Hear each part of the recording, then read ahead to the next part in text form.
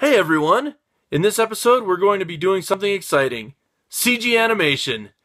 This is an exciting part of Blender, and Blender can do some really cool things to create an efficient workflow to crank out amazing results. In this episode you will learn how to record basic keyframes, edit the animations on a graph, navigate the dope sheet or action editor, create, modify, and duplicate actions.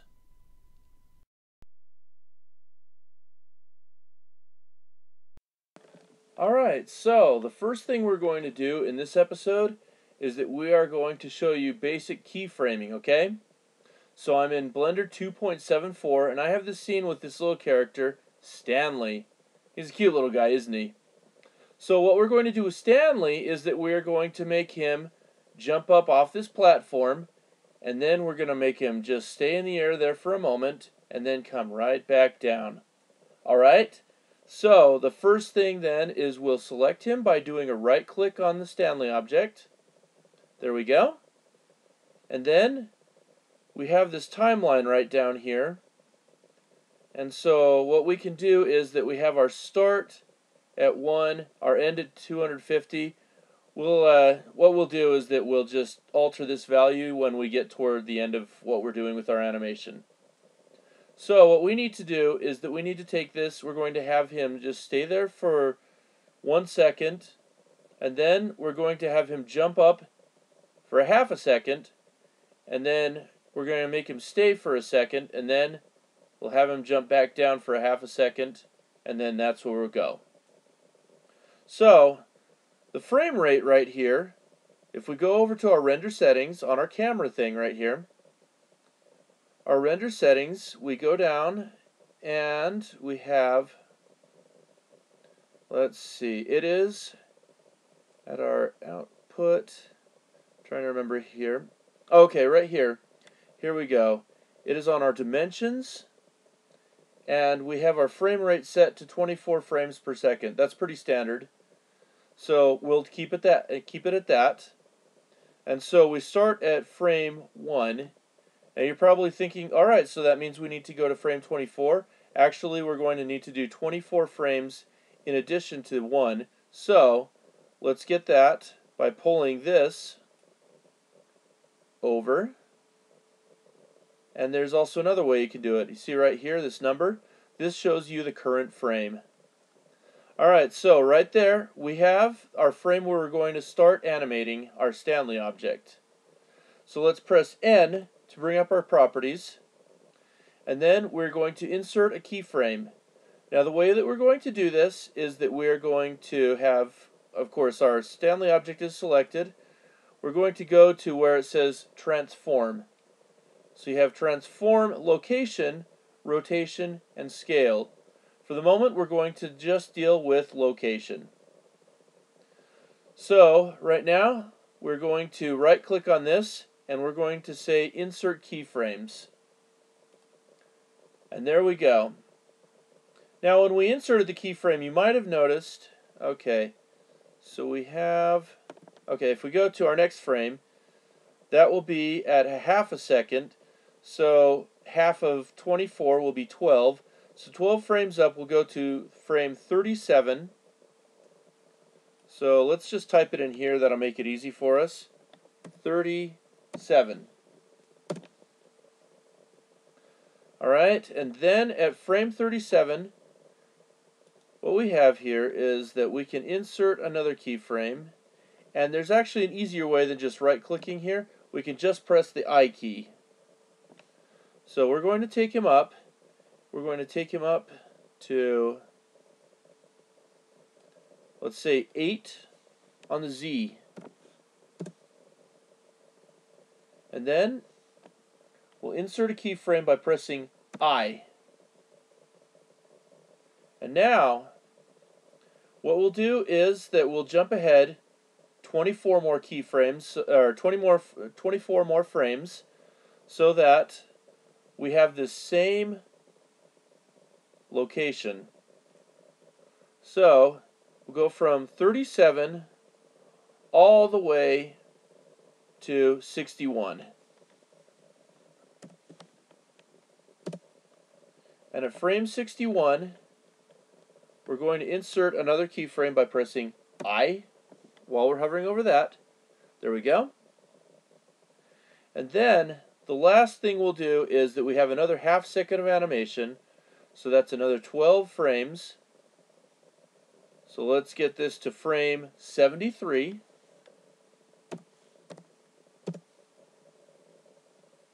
And then, last of all, we'll put this back down to 0. And there we go. Our frames are now set so that we have there, and we press I. So now we can play our animation, and we're going to end this so that there's actually about a half second after the 73. So that puts us at frame 85 for the ending. And then we'll actually just put this end 85. There we go.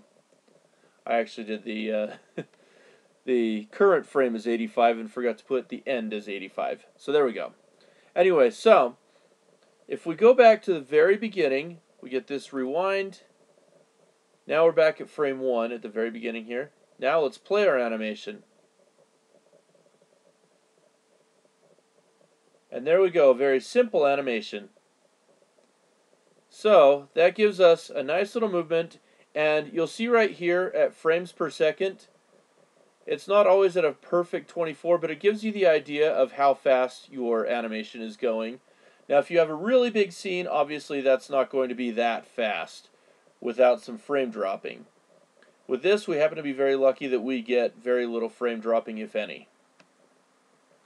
Anyway, so that is how you do the translate motion on there.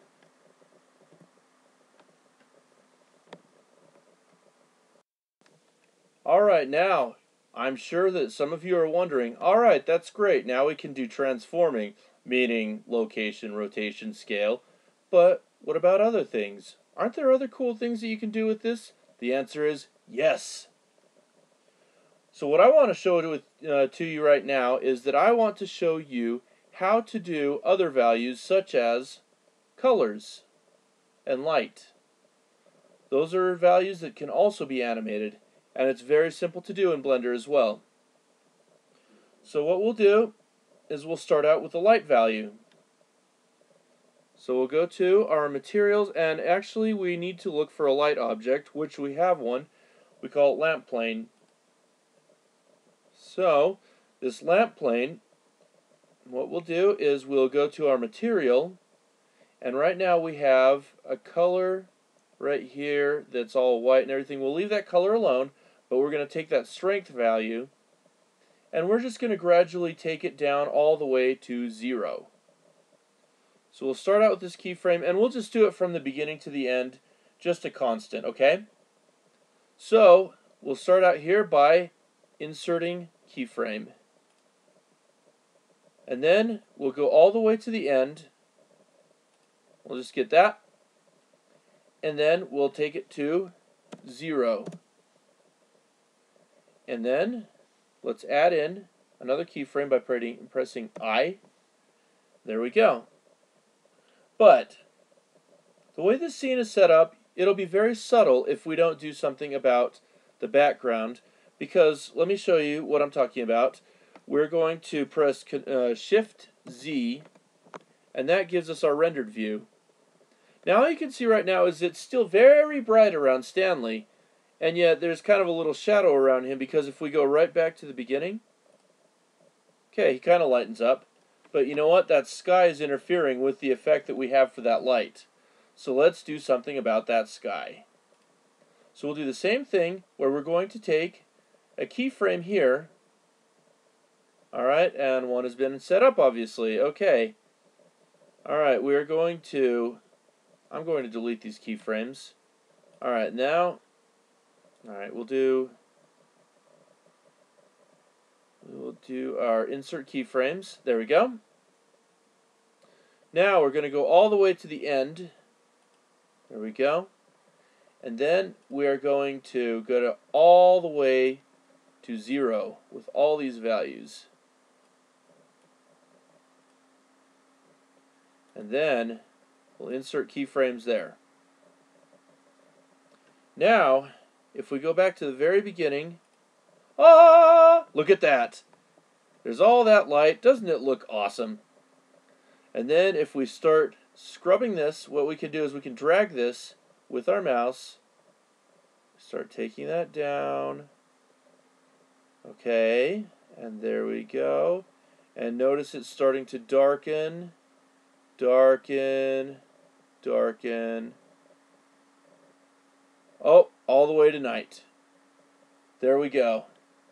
And that is how we can change our light and our color value. But let's not stop there. Let's also change the character's color value, shall we? Because it's not just for world settings, it's also for character settings. So last but not least, we'll take this character, Shift Z, okay, there we go. And we'll just change his color. And we'll do his main body color right here.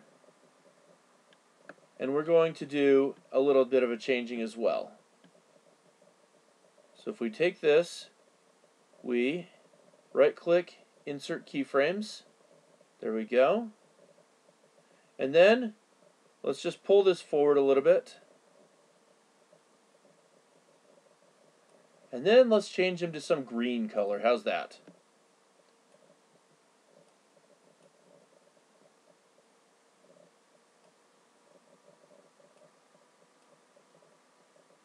Alright, and then we insert keyframes again. Alright, there we go. And so, if we take it back to the beginning, then we start to see him changing his color. Oh, look at that. Alright. So then that gives you an idea to escape. There we go, we're out of the animation sequence. Back to the beginning. And then we'll just like drag this over. And then let's do a Shift Z just to see our render result. Just a preview render result, that's all it is.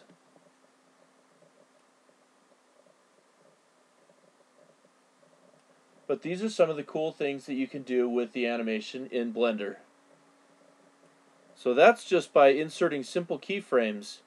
Now we'll go into another segment where we're going to edit those keyframes using a graph editor.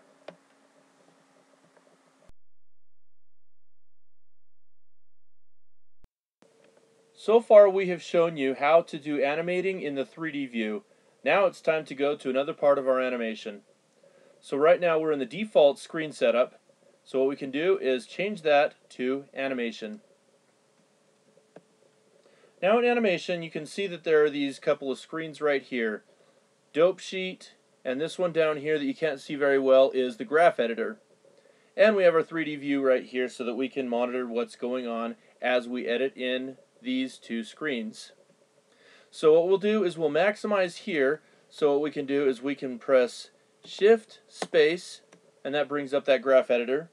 Totally maximizes the screen. You can do that for anything, whether your mouse is hovering over here or here. Shift Space, Shift Space. Really cool, huh? Anyway, I'm rambling. So, now what we're going to do is we're going to edit some values here.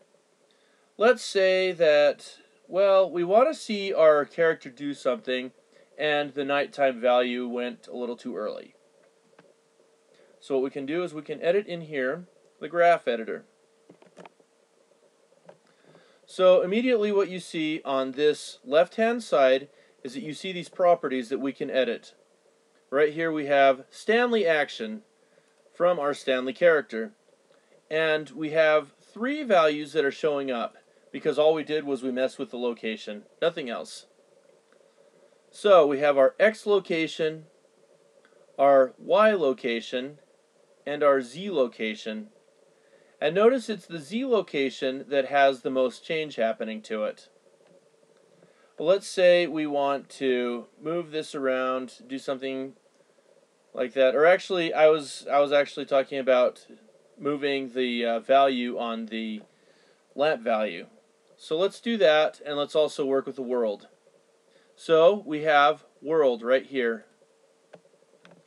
And you'll see that you have the red horizon color, the green horizon color, and the blue horizon color. So let's work with these values. Alright, here we go. And you can't see it very well at the moment unless we zoom in. There we go. We can zoom into that. Zoom out, do whatever we have to do. Okay. And we can also turn off these other values so that we don't see them. All we see is this.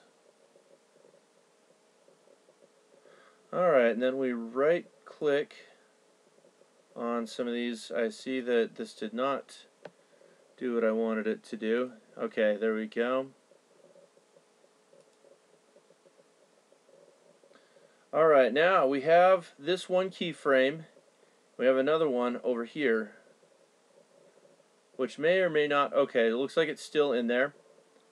So, what we can do is we can press G, and then we can press X, so that all it does, it doesn't move up and down, but it moves in the X direction. Let's say we want to move this -12 frames. So let's go ahead and do that.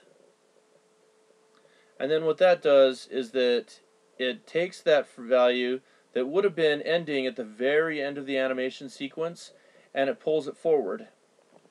We can do the same thing for the lamp value. And let's see if we can find that really quick.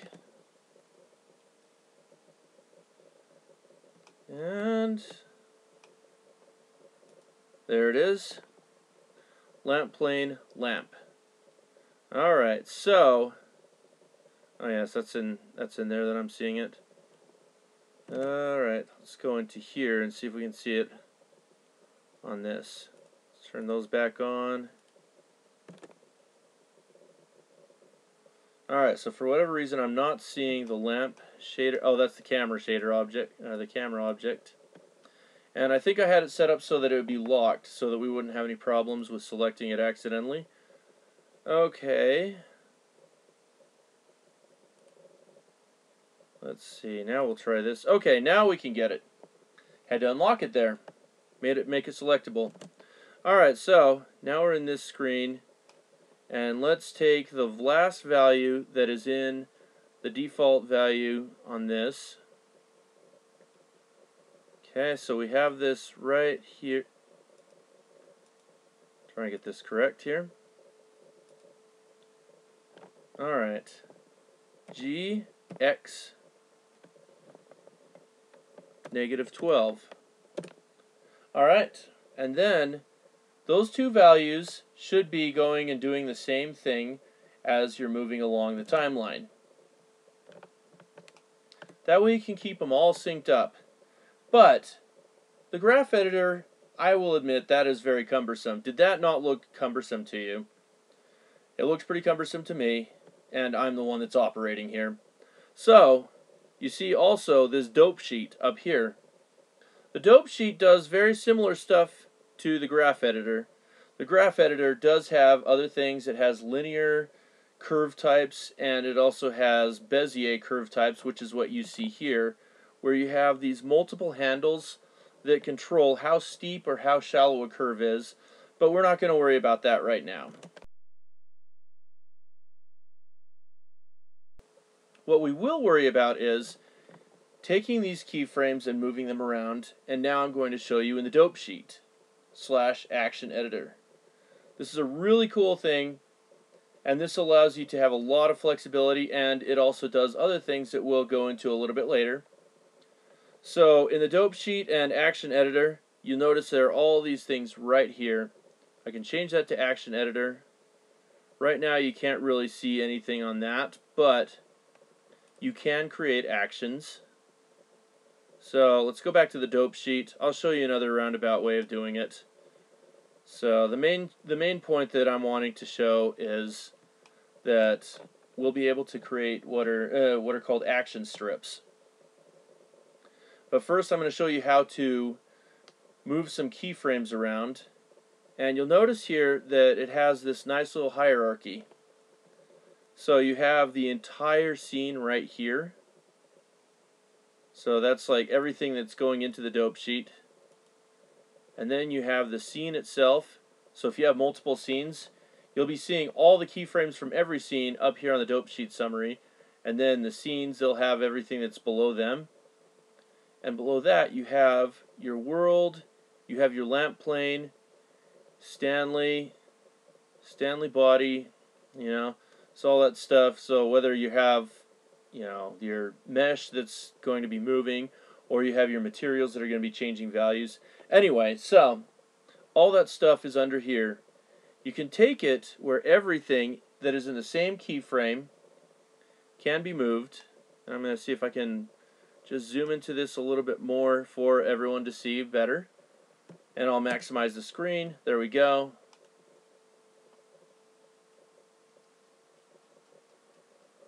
So we'll move into that. And you'll notice when I select this piece right here that every single keyframe in that particular spot is selected. I can do the same here, here. You get the idea. I can also take it to where it's just a value like this. Alright. Since everything's pretty much the same, not a whole big deal. But now you can see there's some value selected there. And yes, there you have it. So look at how easy that is to move around in this fashion. So that'll pretty much cover moving these kind of things around. And actually, let's take a look at this as if this were in real time. So you'll notice right here that we have our Stanley character moving. And let's take this Stanley action and let's just move it around. So, if we zoom into that a little bit more again, then you'll notice that he's moving as you move this value. So that way you can get your values to go more quickly, more slowly, whatever you need to do so that you get the correct actions. Alright, now we're going to move into another segment in a moment, and that is the NLA editor.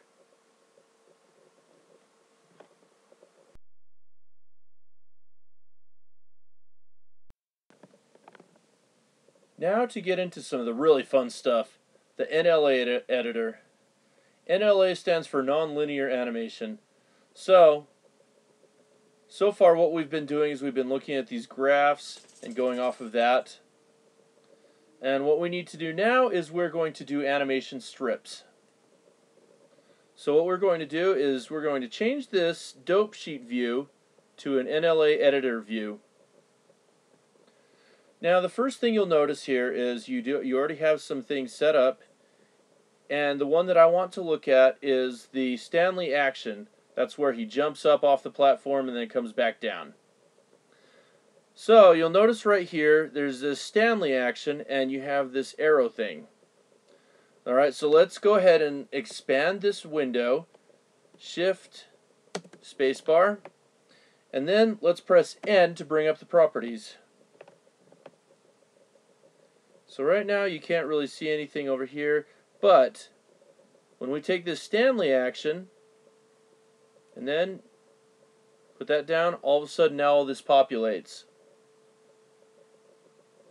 So what we have is we have an NLA track where we can put various actions into it, do a whole bunch of cool things. And this action is all those keyframes that we'd put together and then we made into an action.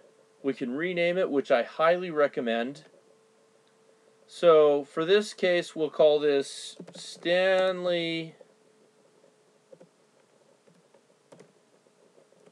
Jump. Now, you have some options here. You have strip extents, which gives you your start frame and your end frame and all that stuff, 25 to 73. So you have that. You have extrapolation hold, blending, replace, I don't go a whole lot into that myself, so I'm not going to talk about it because I don't know what I'm talking about. You can also mute it, you can reverse it, do all that kind of cool stuff. Then you also have your action extents. So same thing as the strip extents. Alright. You have your playback settings, scale and repeat. Now this is where things get really fun. Well, okay, I should also say doing this part also can be really fun, because let's say you don't want your strip to start at frame 25. We can move that. And what the really cool thing is that when this strip moves, every action keeps its same aspect ratio. So we can take this G, oh look at that. So you can do your start and your end, and it's all in one solid block of action. Now these actions are really good for things such as walk cycles, run cycles, things like that, where you have something that's maybe going to repeat itself or something that's going to happen a lot in the scene. And in this case, you know, let's say if he's going to jump a whole bunch of times, well, one thing that's really cool is that we can repeat that. So if we repeat this strip, instead of doing 1, let's do 2. Alright. And then we go into our scene and let's play back that animation. So, here we go.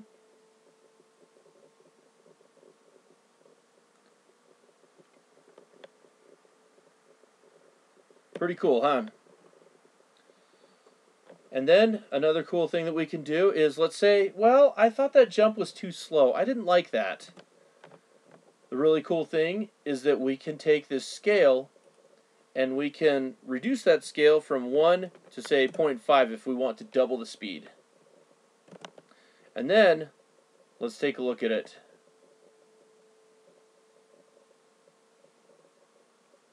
So pretty cool. It actually takes that, speeds it up by 2. We'll take it even further. Scale 0.25.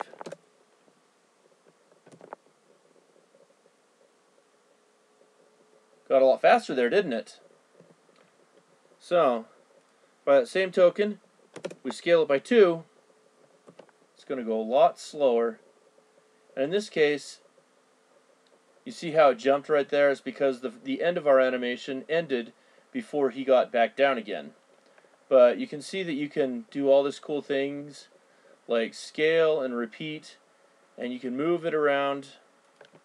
So if we just grab that, mess around with that, and what's really cool is you can see all this being done real time. Alright, so we'll keep that there.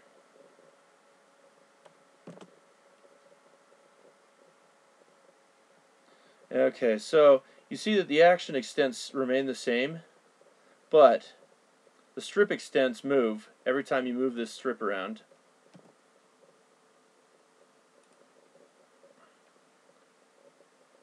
So there you go. Anyway, so that's how you would use the action editor, or rather the NLA strip editor. So those are some of the basics on how to do animation in Blender.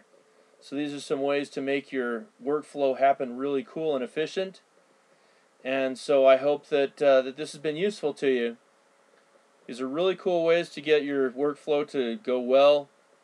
And so I hope you experiment, have some fun with it, and enjoy. So I appreciate you watching this video, and I hope you have a great day. Hey everyone, if you liked Blender for All, check out more of our episodes by subscribing for new content, or go to shemble.com or check out more of our channel. Thanks, have a great day.